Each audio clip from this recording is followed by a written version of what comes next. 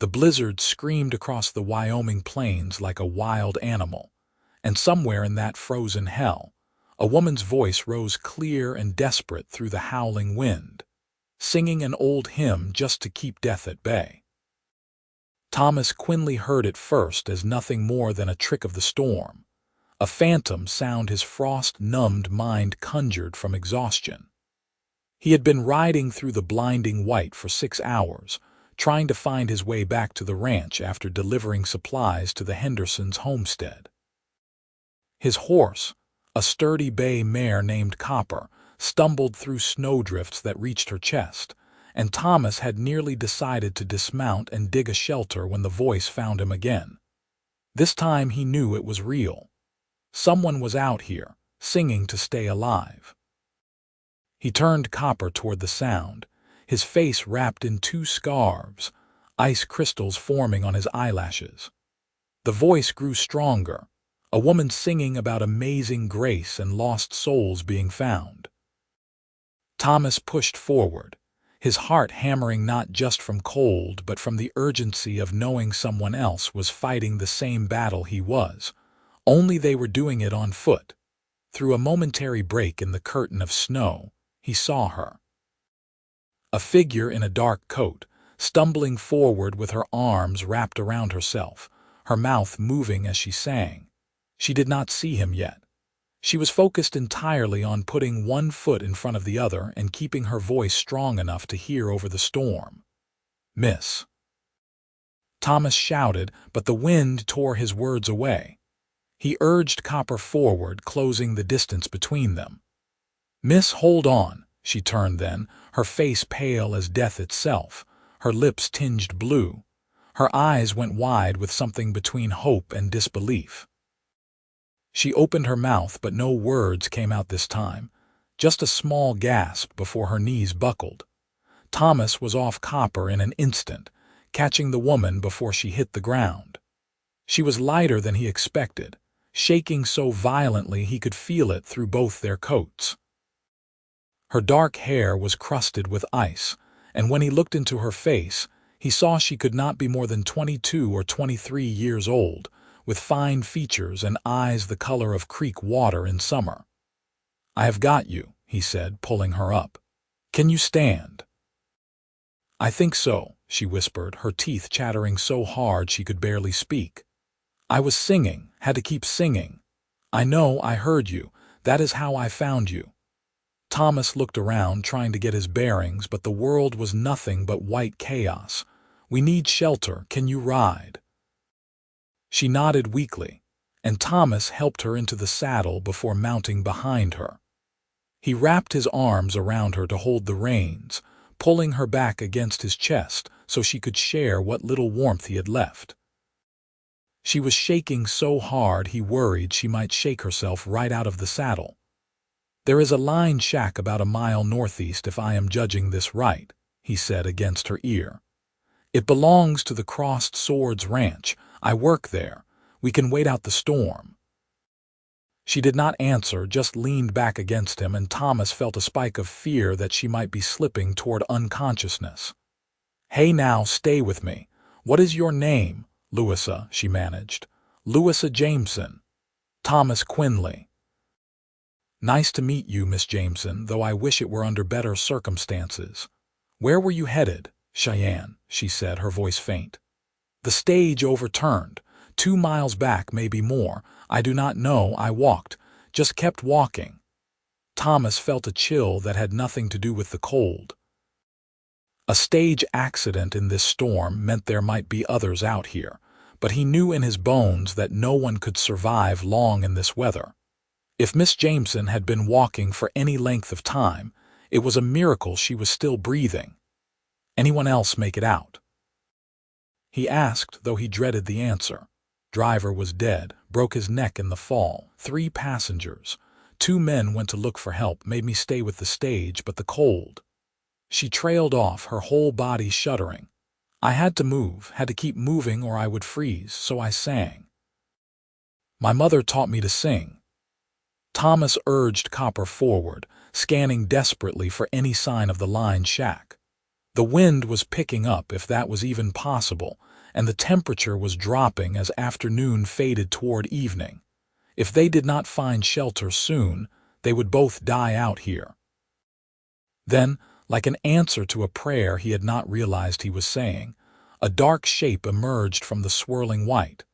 The Line shack, barely more than a one-room cabin, its roof heavy with snow. Thomas felt relief surge through him so powerfully it made him dizzy. He dismounted and helped Louisa down, half carrying her to the door. It was not locked. Line shacks never were. They existed for exactly this purpose, to save the lives of cowboys and travelers caught out in bad weather. Thomas got Louisa inside and then went back for Copper, leading the mare into the small lean-to attached to the side of the shack. It was not much, but it would keep her out of the worst of the wind. Inside, the shack was dark and cold, but it was shelter. Thomas got Louisa onto the single bunk in the corner, wrapping her in the blankets stored there. Then he set about building a fire in the small stove. His hands were so cold he could barely feel them, and it took 3 tries to strike a match, but finally the kindling caught and he fed it carefully until a real fire was burning. Only when warmth began to seep into the room did Thomas allow himself to relax slightly. He pulled off his gloves and scarves, shaking ice from his coat. Then he turned to check on Louisa. She was watching him from the bunk, still shaking but more alert now. In the firelight he could see her more clearly. She was beautiful, he realized, with a heart-shaped face and those remarkable eyes. Her dark hair fell in damp tangles around her shoulders as the ice in it melted. "Thank you," she said. "You saved my life." "You saved your own life by singing," Thomas replied. He found a battered coffee pot and filled it with snow from outside, setting it on the stove to melt. "I just followed the sound. I did not think anyone would hear me. I just needed to keep making noise, to know I was still alive." Her voice broke slightly. "Those men who left, they told me to stay put. But after an hour I knew they were not coming back. I knew no one was coming, so I started walking." Thomas pulled a stool close to the stove and sat down, extending his hands toward the heat. "You did the right thing. Staying with a wrecked stage in a blizzard is a death sentence. At least walking gave you a chance." "Where are we exactly?" Louisa asked, pulling the blankets tighter around herself. "About 15 miles south of Cheyenne. This is Crossed Swords Land. The ranch house is another 6 miles north from here, but we cannot make that journey until the storm breaks. We are safe here, though. There is food, firewood, and these shacks are checked regularly. How long do you think the storm will last?" Thomas looked toward the single small window where snow pressed against the glass. "Hard to say. Could be a few hours. Could be 2 days. Wyoming blizzards have a mind of their own." Louisa was quiet for a moment. "I suppose we should get to know each other then, since we are stuck here together." Despite the situation, Thomas found himself almost smiling. "I suppose so. What were you doing on a stage to Cheyenne in November? That is a risky time to travel." "I am a school teacher," Louisa said. "Or I was meant to be. I was hired to teach at the school in Cheyenne. I have been traveling from Ohio for 2 weeks. This was supposed to be the last leg of the journey." She looked down at her hands. "I left home with such high hopes. My father thought I was foolish, said a woman had no business traveling west alone. Maybe he was right." "He was wrong," Thomas said firmly. "You survived something that would have killed most people. That is not foolishness. That is strength." Louisa looked up at him, something soft in her expression. "You are kind to say so, Mr. Quinley. Just Thomas, we are past formalities, I think." "Then you must call me Louisa." The water in the coffee pot began to steam, and Thomas made them both coffee from the supplies stored in the shack. It was strong and bitter but hot, and Louisa wrapped her hands around the tin cup like it was precious as gold. "What about you?" she asked. How did you end up out in this storm? Thomas settled back on his stool, cradling his own cup. I have been working at the Crossed Swords for 3 years now. Came up from Colorado after my father died. He had a small ranch, but it went under after a hard winter. I needed work, and the Crossed Swords was hiring. Today I was delivering supplies to a homestead on the southern edge of our range. I left this morning when the weather looked clear. The storm came up fast. You like it here? In Wyoming, Thomas considered that. I do. It is hard country, but honest. You know where you stand. The work is good and the foreman is fair. I have been saving money, thinking maybe one day I will have my own place again. Nothing big, just a few head of cattle, some horses, a place to call mine. That sounds like a good dream, Louisa said softly. They talked as the storm raged outside, sharing stories of their lives. Thomas learned that Louisa had grown up in a small town in Ohio, the daughter of a banker who wanted her to marry well and settle down. But Louisa had wanted more than that. She wanted to teach, to make a difference, to see something of the world beyond her little town. So when the position in Cheyenne had been advertised, she had applied without telling her parents. By the time they found out, she had already been accepted and had her train ticket purchased. My mother cried for 3 days, Louisa said. My father refused to speak to me, but I had to go. I could not spend my whole life wondering what might have been. Thomas understood that. He had felt the same way when he left Colorado, leaving behind the ruins of his father's dream to build something new. There was a restlessness in some people, a need to strike out and find their own path.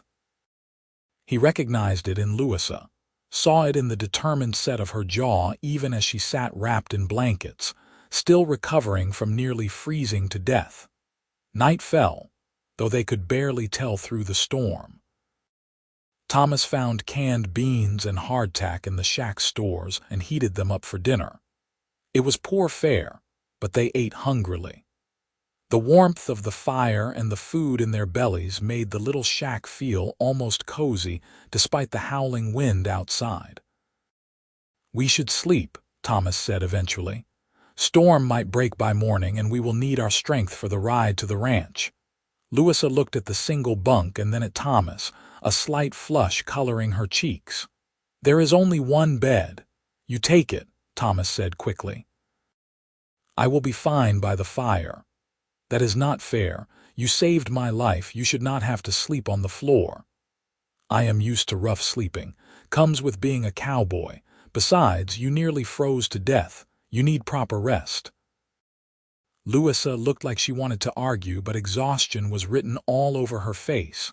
Finally, she nodded. Thank you, Thomas.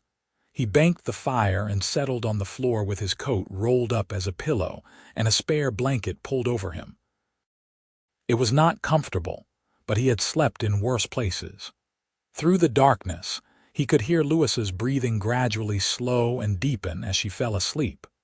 Thomas lay awake longer, listening to the storm and thinking about the strange turns life could take. This morning, he had been a cowboy running a simple errand. Tonight, he was sheltering in a lined shack with a woman he had met only hours ago. A woman whose voice singing through a blizzard had drawn him in like a beacon. He thought about how close it had been, how easily he might have missed hearing her, might have ridden right past. The thought made him cold all over again. Sometime in the deep hours of the night, Thomas woke to the sound of Louisa crying out. He sat up quickly, disoriented in the darkness. The fire had burned down to embers, giving off barely enough light to see by. Louisa, he called softly. She cried out again, thrashing in the bunk. Thomas stood and moved closer, realizing she was caught in a nightmare. Louisa, wake up, you are safe. Her eyes flew open, wild and frightened. For a moment, she did not seem to know where she was. Then she focused on Thomas and began to cry, deep shaking sobs that shook her whole body. I am sorry, she gasped. I dreamed I was back in the storm. I was so cold. I could not stop walking, and I knew I was going to die. "You are not in the storm," Thomas said gently. "You are safe. You are warm. The storm cannot touch you here." Without thinking, he sat on the edge of the bunk and put his arms around her. Louisa clung to him, burying her face against his shoulder. He held her while she cried, murmuring reassurances. Feeling her gradually calm, when her tears finally subsided, she pulled back slightly, wiping her eyes. "I am sorry. I did not mean to fall apart like that. You have nothing to apologize for. You have been through an ordeal." "Bad dreams are natural." She looked up at him, and in the dim light of the embers he saw something shift in her expression. "You are a good man, Thomas Quinley." "I am just doing what anyone would do." "No," she said firmly. "Not anyone. You risked your own life to save mine. You gave up your bed. You are sitting here comforting me in the middle of the night. Those are not things just anyone would do." Thomas felt a warmth spread through his chest that had nothing to do with the fire. He realized suddenly how close they were sitting, how her hand had come to rest on his arm. He should move away, put proper distance between them. But he did not want to. "Will you stay?" Louisa asked quietly. "Just until I fall asleep again. I do not want to be alone with the nightmares." "Of course," Thomas said. He meant to sit there until she drifted off and then return to his spot by the fire. But Louisa lay back down and did not let go of his hand, and after a while, Thomas found himself lying on top of the blankets beside her, still fully clothed, their hands clasped between them. It was improper, he knew, but somehow it also felt like the most natural thing in the world. He felt when she finally fell back asleep, her breathing evening out, her grip on his hand relaxing. He should move now, he thought. But he was warm and comfortable, and truth be told, he liked being close to her. So he stayed, and eventually he drifted off as well. Thomas woke to pale morning light filtering through the window and the realization that the wind had stopped. The storm had passed. He sat up carefully, not wanting to wake Louisa, and moved to the window. The world outside was transformed, buried under 3 feet of fresh snow that sparkled in the weak sunlight. The sky was clear, pale blue streaked with wisps of white cloud. Behind him he heard Louisa stir. "Is it over?" The storm passed. "We can head for the ranch this morning." Thomas turned to look at her and felt his breath catch. She looked softer in the morning light, her hair loose around her shoulders, her eyes still heavy with sleep. She was beautiful, and he realized with a start that he had been aware of that beauty all night, aware of her presence beside him. "I should check on Copper," he said, needing to put some distance between them before he did something foolish like tell her what he was thinking. Outside, the cold was sharp and clean after the chaos of the storm. Copper nickered when she saw him, clearly ready to be moving again. Thomas fed her from the grain stored in the lean-to and made sure she was fit to travel. When he came back inside, Louisa had tidied herself as best she could and was standing by the fire, heating the last of the coffee. They ate a quick breakfast of hardtack and coffee, neither saying much. There was a strange tension in the air now, something unspoken hanging between them. Thomas told himself it was just the awkwardness of having spent the night together, however innocently. But he knew it was more than that. The ride to the Crossed Swords ranch house took 3 hours through the deep snow. Louisa sat in front of Thomas on Copper again, and he was acutely aware of every place their bodies touched, every breath she took.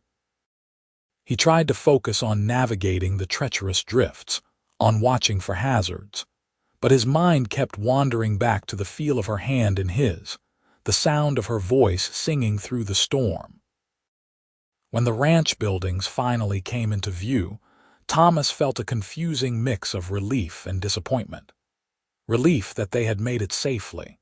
Disappointment that this strange, intimate time with Louisa was coming to an end. The ranch exploded into activity when they rode in. The foreman, Jack Barlow, came striding out of the main house with several of the other cowboys trailing behind him. "Quinley, thank God," Barlow called. "We thought you might have gotten caught in that devil of a storm." "I did, but I found shelter at the South Line shack," Thomas said, dismounting and helping Louisa down. "And I found something else, too. This is Miss Louisa Jameson. Her stage wrecked in the storm. She is the only survivor." Barlow's weathered face grew serious. "A wreck? Where?" "About 15 miles south," Louisa said. "There were 5 of us. The driver died in the crash. 2 men went for help, but they never came back. I do not know what happened to the other passenger." "We will send a party out to look for the wreck and any survivors," Barlow said. "Though after a storm like that—" He did not finish the sentence. He did not need to. Martha Barlow, the foreman's wife, came bustling out of the house, her kind face creased with concern. "You poor dear. Come inside at once. You need a hot bath and proper food and a warm bed." "Jack, help Thomas see to the horse. Miss Jameson is coming with me." Before Thomas could say anything, Martha had swept Louisa away toward the house. Louisa looked back over her shoulder at him, and their eyes met for a long moment before she disappeared inside. Thomas spent the rest of the day helping the search party prepare to ride out, though the deep snow made travel difficult. They would not leave until the next morning when the horses were rested and they could properly provision. Thomas wanted to go with them, but Barlow told him to rest after his ordeal. That evening, the ranch house dining room was crowded with cowboys eating Martha's cooking. Thomas found himself seated near the far end of the table, away from where Louisa sat with the Barlows at the head.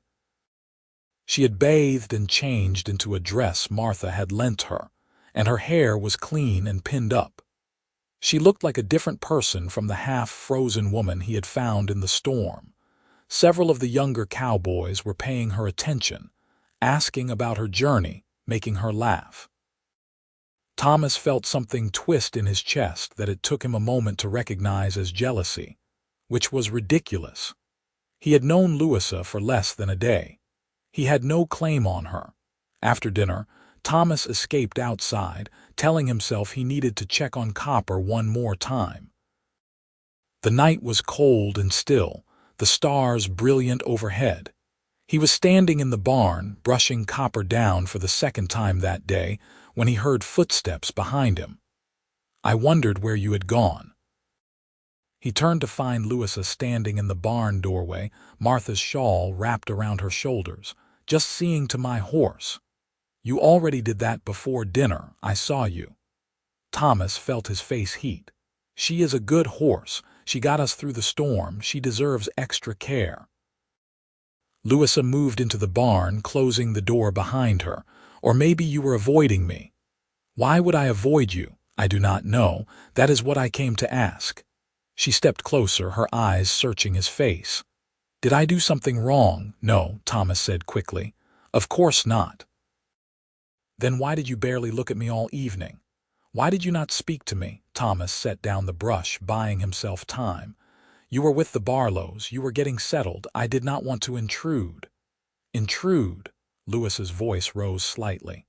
"Thomas, you saved my life. You held me while I cried. You spent the night beside me so I would not be frightened. How could you possibly intrude?" "That was different," Thomas said. "We were alone and it was necessary for survival.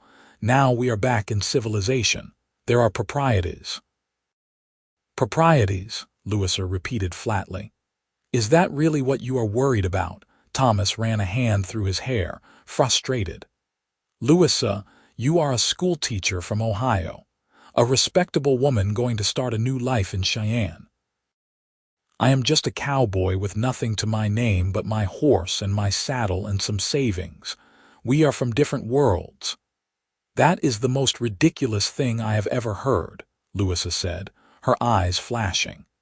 "What does any of that matter?" "It matters because you deserve better than someone like me." Should I not be the judge of what I deserve? Thomas looked at her. This woman who had walked through a blizzard singing to keep death away, who had survived when others had not, who was standing in a barn in the middle of Wyoming arguing with him about propriety and deserving. And he realized he was being a fool. "You are right," he said quietly. "I am sorry. The truth is, I did not know how to act around you once we got here. Last night felt like it happened in another world. I was afraid if I spoke to you today, you would look at me like a stranger."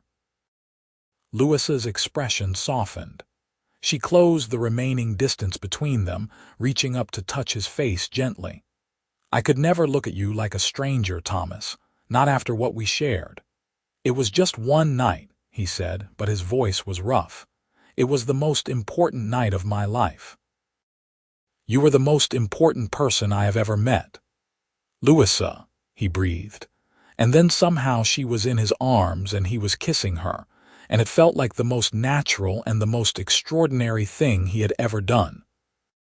She kissed him back with a fierceness that surprised and delighted him, her hands fisting in his shirt. When they finally broke apart, both breathing hard, Thomas rested his forehead against hers. "I have been wanting to do that since I woke up beside you this morning." "Then why did you wait so long?" Louisa asked, a smile in her voice. "Because I am an idiot who worries about propriety." She laughed, and the sound filled the barn like bells. "Well, stop worrying. I am not some delicate flower who needs protecting from her own feelings. I know what I want, Thomas Quinley, and I want you." Thomas kissed her again, slower this time, savoring it. When they parted, he said, "What about Cheyenne? Your teaching position?" Louisa was quiet for a moment. "I do not know. I need to send a telegram, let them know what happened." "But Thomas, after coming so close to dying after finding you, I cannot just walk away and pretend none of this happened. I cannot pretend I do not feel what I feel." "What do you feel?" She looked up at him, her eyes shining in the lamplight. "I feel like I sang my way through death and you answered. I feel like maybe I was meant to be on that stage, meant to survive that crash, meant to find you. Does that sound crazy?" "No," Thomas said, pulling her close. "It sounds exactly right." They stayed in the barn for a long time, talking and stealing kisses, making plans and promises. Finally, when the cold became too much to ignore, they made their way back to the house, their hands clasped together. The search party found the wreck stage the next day. The driver's body was recovered, as were the bodies of the two men who had gone for help. They had made it less than a mile before succumbing to the cold. The other passenger, an older woman, was found frozen in the stage itself. Louisa wept when she heard, but she did not break. Thomas held her and let her grieve for the people who had not been as lucky as she was. A week passed, then two. Louisa sent a telegram to the school in Cheyenne, explaining what had happened. They wrote back expressing relief at her survival, but understanding that she might need time to recover. They could hold the position for her until January. But as the days passed, Louisa found herself thinking less and less about Cheyenne, and more about the life that was unfolding around her at the Crossed Swords. Martha Barlow took her under her wing, teaching her the rhythms of ranch life. The cowboys treated her with respect and growing affection. And Thomas was there, constant as the sun, stealing moments with her whenever he could. They would walk together in the early evenings when his work was done, talking about everything and nothing. Thomas told her about his father, about the hard years after his mother died, about his dreams for the future. Louisa shared memories of Ohio, of the suffocating expectations of her family, of the longing she had always felt for something more. "I thought teaching would be enough," she said one evening as they walked along the fence line, watching the sun set over the snow-covered plains. "I thought having a purpose would fill up all the empty places inside me." But now I wonder if what I was really looking for was not a purpose but a person, someone who sees me for who I really am. Thomas stopped walking and turned to face her, taking both her hands in his. I see you, Louisa. I see your strength and your courage and your stubborn determination to live life on your own terms. I see your kindness and your passion and the way you light up when you laugh. I see all of you, and I love all of you. It was the first time he had said the words, and they hung in the cold air between them, visible as breath. Louisa felt tears prick her eyes, but they were happy tears. I love you too, she said. I think I have loved you since I opened my eyes and saw you in that lined shack, looking at me like I was precious. Thomas kissed her there in the fading light, with the snow crunching under their feet and the wind whispering across the plains. When they walked back to the ranch house, they were not just Thomas and Louisa anymore. They were Thomas and Louisa, a unit, a pair, two people who had found each other in the most unlikely of circumstances and chosen to hold on. In December, Thomas went to Jack Barlow and told him he needed to speak with him privately. They sat in the ranch office, and Thomas laid out his request. He wanted to marry Louisa, but he needed a future to offer her. He had his savings, enough for a down payment on a small piece of land. If Barlow would sell him 20 acres on the southern edge of the ranch property and give him a year to build it up while still working his regular job, Thomas would pay him back every cent with interest. Barlow leaned back in his chair, studying Thomas for a long moment. Then he smiled. You are a good worker, Quinley, and a good man. I think Louisa could do a lot worse. I will sell you the land, and I will do you one better. You can take one day a week off to work your own property with full pay. Consider it a wedding gift. Thomas could barely speak past the lump in his throat. Sir, I do not know what to say. Say you will build something good. Say you will take care of that girl who was brave enough to walk through a blizzard. Say you will be happy. That is all the thanks I need. Thomas proposed to Louisa on Christmas Eve in the barn where they had first kissed. He did not have a ring yet, but he got down on one knee in the hay and asked her to be his wife, to build a life with him in this hard, beautiful country. Louisa did not hesitate. She said yes before he had even finished asking, pulling him up and into her arms. They were married in the ranch house in January of 1884, with Martha Barlow crying happy tears and Jack officiating. It was a small ceremony, just the ranch hands and a few neighbors, but it was perfect. Louisa wore a simple blue dress that brought out her eyes, and Thomas wore his best shirt and vest. When they said their vows, promising to love each other through all the hardships and joys life might bring, Thomas thought about the blizzard that had brought them together, about the voice that had called him through the storm. He thought about how easily he might have missed her, might never have known she existed. The thought made him hold her tighter when Jack pronounced them husband and wife. They spent their wedding night in the lined shack where they had met, at Louisa's request. Martha had gone ahead and cleaned it up, bringing fresh linens and flowers, turning the rough cabin into something almost romantic. Thomas built a fire in the stove, and they lay together in the bunk where they had once slept holding hands, now husband and wife in truth. Are you happy? Thomas asked, holding her close in the firelight. Happier than I ever imagined possible, Louisa said. My mother would be scandalized, her daughter, married to a cowboy living in Wyoming, but I do not care. This is exactly where I am meant to be. I will build you a good house, Thomas promised. It might take time, but I will make sure you have everything you need. I already have everything I need, Louisa said, kissing him softly. I have you. Over the next 2 years, Thomas and Louisa built their life together. True to his word, Thomas began constructing a house on the 20 acres Barlow had sold him. It was slow work, done in stolen hours and days off, but gradually it took shape. It was a simple house, 2 rooms that would eventually become 4, with a wide porch facing east to catch the sunrise.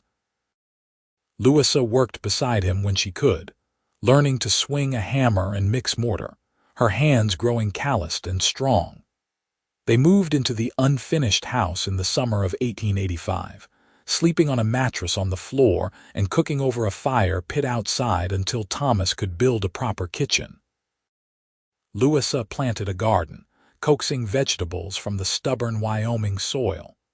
She also began teaching the children of neighboring homesteaders, holding classes in their front room 3 days a week.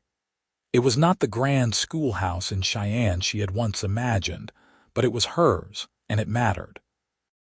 Thomas bought 3 cows and a bull with his savings, the start of their own herd. He still worked part-time for the Crossed Swords, but more and more he was able to focus on building up their own ranch. It was hard work, the kind that left them both exhausted at the end of each day, but it was good work. They were building something together, something that would last. In the spring of 1886, Louisa discovered she was pregnant. She told Thomas one evening as they sat on their porch watching the sunset, taking his hand and placing it on her still flat belly. Thomas felt wonder and terror in equal measure. A child. They were going to have a child. "Are you frightened?" Louisa asked, reading his expression. "Terrified," Thomas admitted. "What if something happens to you? Childbirth is dangerous." "I am strong," Louisa reminded him. "I walked through a blizzard and lived. I can do this too." She was right, of course. When their son was born in November of 1886, Louisa labored through the night with Martha Barlow attending her and Thomas pacing outside. And when the sun rose, she placed a squalling, healthy baby boy in Thomas's arms. They named him William James Quinley, after Thomas's father and Louisa's grandfather. Thomas looked down at his son's red face and tiny fists and felt something shift inside him, some final piece falling into place. This was what he had been working toward all along, he realized. Not just land or cattle or a house, but this. A family, a legacy, a future. The years that followed were not easy. There were hard winters and dry summers, cattle that died of disease and crops that failed. There were moments when Thomas wondered if they would make it, if they had been foolish to try to carve out a life in this unforgiving land. But they persevered, drawing strength from each other and from the life they had built. William grew into a sturdy, laughing child with his mother's eyes and his father's stubborn determination. In 1889, Louisa gave birth to a daughter they named Sarah Elizabeth, who was quieter than her brother, but no less fierce. The house expanded to accommodate the growing family. Rooms added on as they could afford the materials. Louisa's school grew too. More families settled in the area, drawn by the railroad that was slowly pushing west, and more children needed educating. Eventually, Thomas helped build a proper schoolhouse halfway between their ranch and the nearest town. Louisa taught there 3 days a week, and on the days she was home, neighbors brought their children to her for lessons anyway. Thomas's herd grew from 3 cows to 30, then to 100. He bought horses and raised them for sale, developing a reputation as a man who bred good, solid animals. The Quinley Ranch became known as a place where you could get a fair deal and an honest answer. Thomas and Louisa made friends among their neighbors, becoming part of the fabric of the community. On cold winter nights, when the wind howled outside and the children were asleep, Thomas and Louisa would sit together by the fire and remember the blizzard that had brought them together. It seemed like another lifetime now, that desperate night in the line shack. But it was also as fresh as if it had happened yesterday, the memory of Louisa's voice singing through the storm, calling him home. "You ever regret it?" Thomas asked one such night. "Not going to Cheyenne, not becoming the teacher you planned to be?" Louisa looked up from the shirt she was mending, her eyes soft in the firelight. "I did become a teacher, just not the one I planned to be, and as for regret—" She set down her sewing and moved to sit beside him, tucking herself under his arm. "How could I regret the best thing that ever happened to me? I found you, Thomas. I found home. What more could anyone want?" Thomas kissed the top of her head, breathing in the familiar scent of her hair. "I love you, Louisa Quinley. And I love you, Thomas Quinley, now and always." In 1895, when William was 9 and Sarah was 6, a terrible blizzard struck Wyoming, the worst in years. Thomas and Louisa brought all the livestock they could into the barn and gathered extra firewood, preparing to wait out the storm. As the wind began to howl and the snow started falling, William looked frightened. "What if we get lost?" he asked. "What if the house blows away?"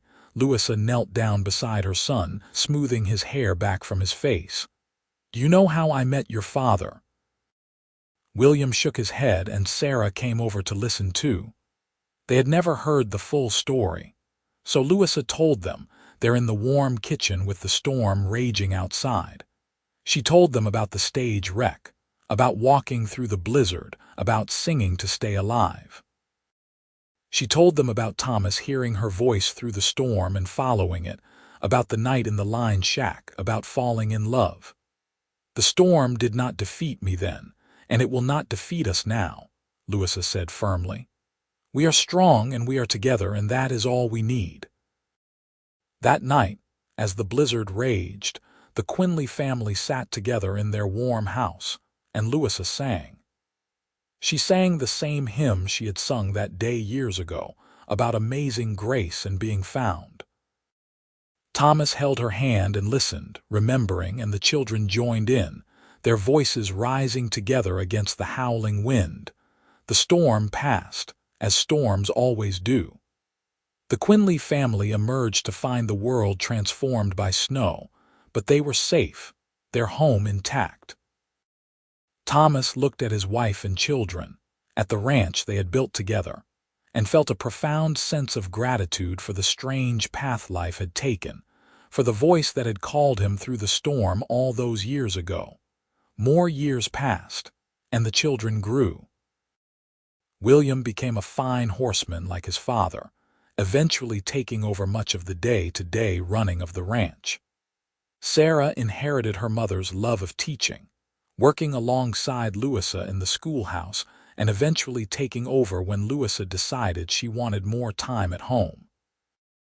In 1898, Louisa gave birth to another son, Daniel, a surprise late in life that brought joy and laughter back to the house, just as the older children were becoming independent. Thomas was 42 and Louisa was 39, and they had not expected to have another child, but Daniel was perfect and healthy, and they loved him fiercely. On their 15th wedding anniversary, Thomas took Louisa back to the line shack. It was still standing, still maintained as a shelter for anyone who might need it. They stood together in the small cabin, remembering the night that had changed both their lives. "I hear your voice in every storm," Thomas said, holding her close. "Even now, after all these years. When the wind blows, I remember you singing, and I remember how lucky I am that I heard you." "And I remember how brave you were," Louisa replied, looking up at him. "Riding out in that storm, not knowing what you would find. You risked everything to save me. I would do it again in a heartbeat. I would do it 1,000 times over if it meant having this life with you." They made love in the bunk where they had once slept holding hands, 15 years of love and partnership between them now. Afterward, they lay together listening to the silence outside, so different from the howling blizzard of their first night here. "We have had a good life," Louisa said softly. "We have," Thomas agreed. "And we are not done yet. We have many more years ahead of us." He was right. Thomas and Louisa lived to see their children grow up and start families of their own. William married a rancher's daughter from the next valley over, and gave them 3 grandchildren. Sarah married a teacher from back east and had 2 children, raising them with the same mix of Eastern education and Western toughness that she had learned from her mother. Daniel, the surprise child, grew up to be a veterinarian, studying back east but returning to Wyoming to practice, unable to shake the hold the land had on him.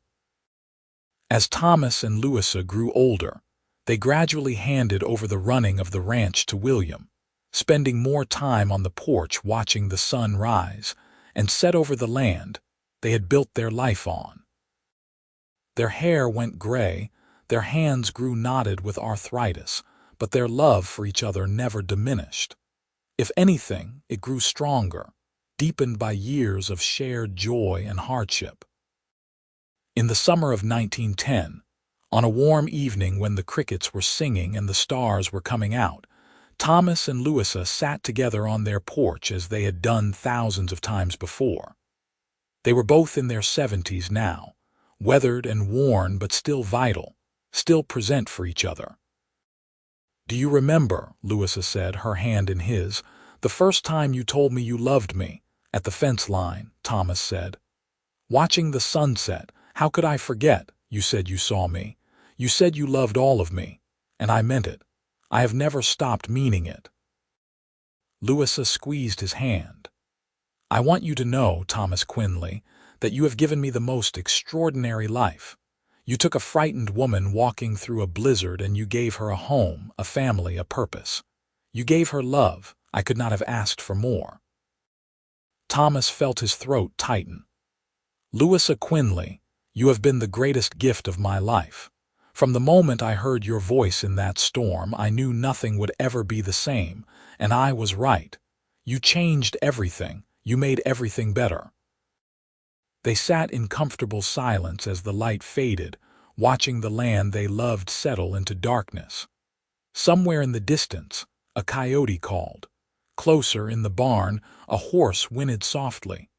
These were the sounds of home, the sounds of the life they had built together.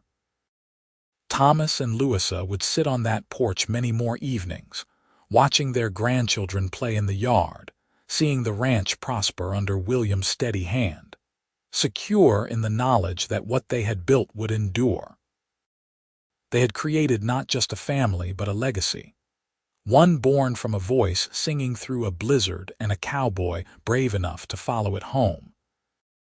And on the coldest winter nights, when storms rolled across the Wyoming plains, the Quinley family would gather around the fire and someone would always ask Louisa to sing.